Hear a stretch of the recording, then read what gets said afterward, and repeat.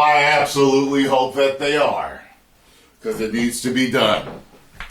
Absolutely. Absolutely. Let's get it. What's going on, everybody? Welcome back to the Cosmic Wonder, where we talk all things Marvel and MCU. I'm your host, Warren Thompson, and today we're going to be talking about an interesting topic. We're going to be talking about Black Panther 3. We're, of course, also going to talk about Black Panther 2, Wakanda Forever. However, recently, Kevin Feige, the president of Marvel Studios, said some very interesting things in terms of recasting T'Challa and Black Panther in an interview with Empire magazine. He explains what went through everybody's minds in terms of recasting T'Challa after Chadwick Boseman's death, why they decided not to recast him, but it does appear that the folks over at Marvel Studios could consider recasting him for Black Panther 3. So, even though they didn't want to recast for Black Panther 2, the option looks to still be on the table for Black Panther 3, and this kind of makes you wonder which direction Black Panther 2 is actually going to go. There have been some pretty crazy theories out there about what is actually happening in the movie. I've heard some theories that state that Black Panther Wakanda Forever simply takes place during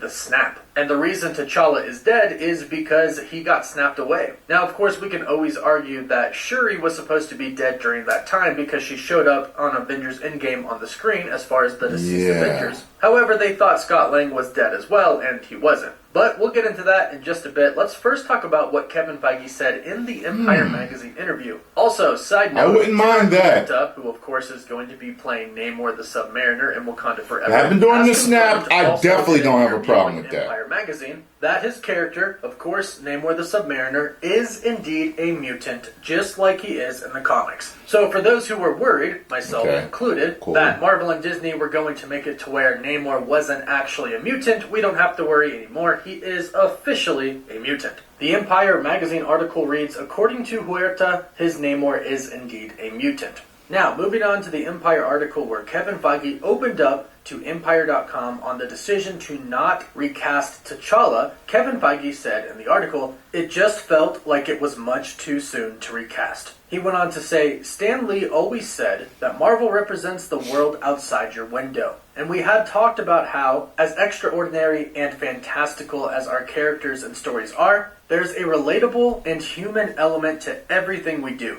The world is still processing the loss of Chad, and Ryan poured that into the story.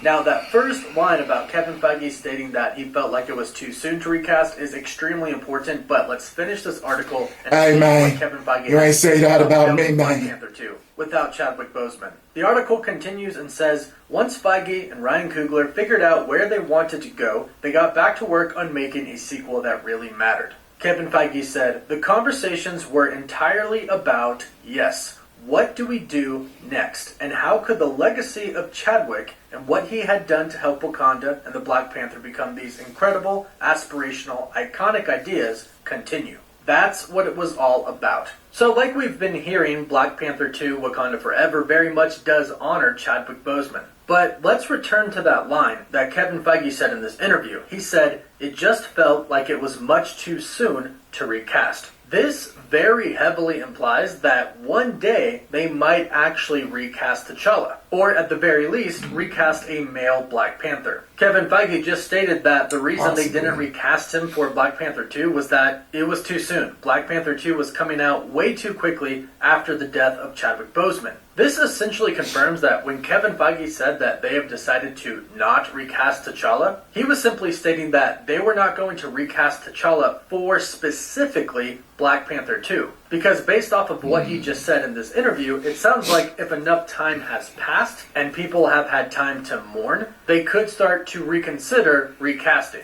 Now, in another interview, again with Empire Magazine, we do have a little bit of plot details about Black Panther 2, but let's quickly kind of talk about the end of Black Panther 2 and then Black Panther 3 before diving into that. Because I believe the ending of this Black Panther film, Wakanda Forever, is going to leave us with Shuri as the Black Panther, but also the opportunity for another male to be Black Panther as well. And that's where I think Black Panther 3 is I love that picture right there. with a new Black Panther, the king of Wakanda, taking his place. rumors. Now, this may or may not be T'Challa. They could simply recast a male Black Panther, and I continue to say male Black Panther because Shuri is definitely going to be a Black Panther by the end of this movie. So I don't want to get the two of them confused. So it looks like at the end of this film, of course, Shuri will be the Black Panther, and then they're going to set up a future Black Panther, one that we'll see in Black Panther 3. At that point in time, several years would have gone by since Chadwick's death, and people would have had a little bit of time to have mourned Chadwick's death. That way it's not insensitive to recast, and Chadwick would have got the respect that he deserves. And the rumors have been going around by multiple insiders that there indeed will be a new male Black Panther by the end of Black Panther 2. Or it will at least set up Black Panther 3 for that male Black Panther to come in.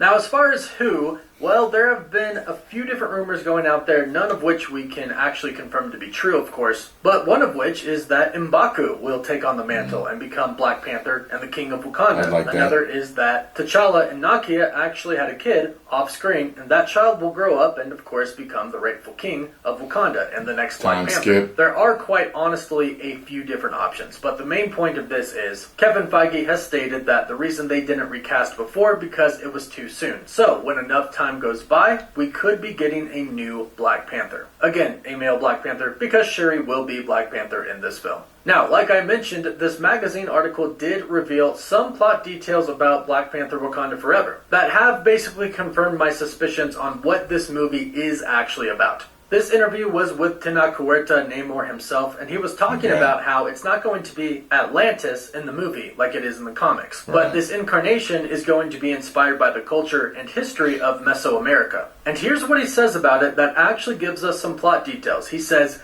you can take Atlantis from Greek myth, or you can adapt from a real culture. Rather than the ruler of Atlantis on the screen, he's the ruler of Talokan, and he's drawn to the surface by the ramifications of T'Challa's decision in Black Panther's final reel to reveal the truth of Wakanda to the world. And then he says, that decision puts Talokan in jeopardy, and Talokan has to take action to protect themselves. So this basically confirms why Namor and Talokan are at war with Wakanda. Much like a lot of us have assumed, it is because of vibranium. Black Panther told the entire world about vibranium. Look, they gave him the ears. They could have gave The Rock the ears. Want it. So what are they doing? They're searching for it. And where are they searching for it? It ain't that hard, as you can see. Wakanda. And of course, where does Namor and Talokan reside? Off the coast of Wakanda. So it's pretty easy to see why Namor is really upset with Wakanda and the actions of T'Challa. T'Challa and Wakanda basically put the entire nation of Talokan in jeopardy. Whether it's they don't want the world to find out about them underwater, or they're afraid that their people could get hurt, or it could be the fact that Talokan probably has some vibranium that they keep for themselves as well. And they don't want the vibranium that they have to fall into the arms of somebody bad.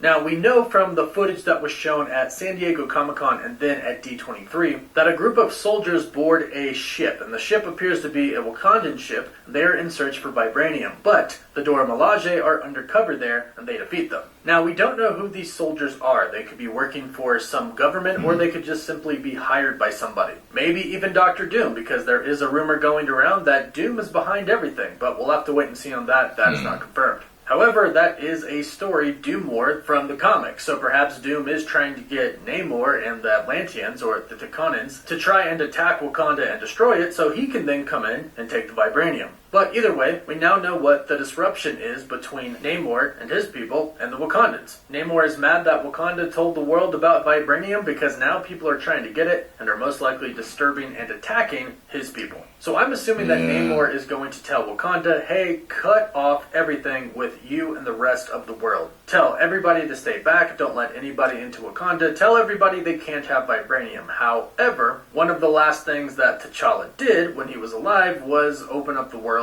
to the help of Wakanda. So they probably don't want to undo what T'Challa did. But we'll have to see how this all plays out. It looks like Wakanda Forever is going to be an amazing Some good info there. It is going to set up Black Panther 3 to have interesting info. Black Panther. And depending on when this movie actually does take place, we could even get a new T'Challa. I'm not counting on that, but it is possible. Let me know your thoughts on this in the comments down below. Don't forget to like the video and subscribe so you don't miss out on any of the latest videos. For live updates, you can follow me on Instagram and Twitter. And as always, thank you all so much for watching.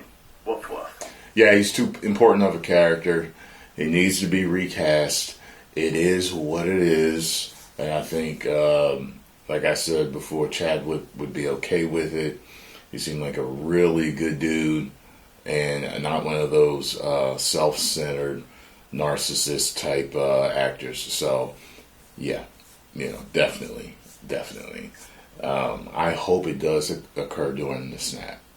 That would really make a lot of sense, I think. Some people fine tooth comb all the timelines with the movies. So, but I think they could, if it doesn't make sense now, a good writer could make it make sense. So, yeah. Post comments down below. Let me know what you all think. Subscribe to the Cosmic Wonder and make sure you hit the like button, subscribe, and share right here at Ron Ready to Play the Game. Bars! 10 million subscribers.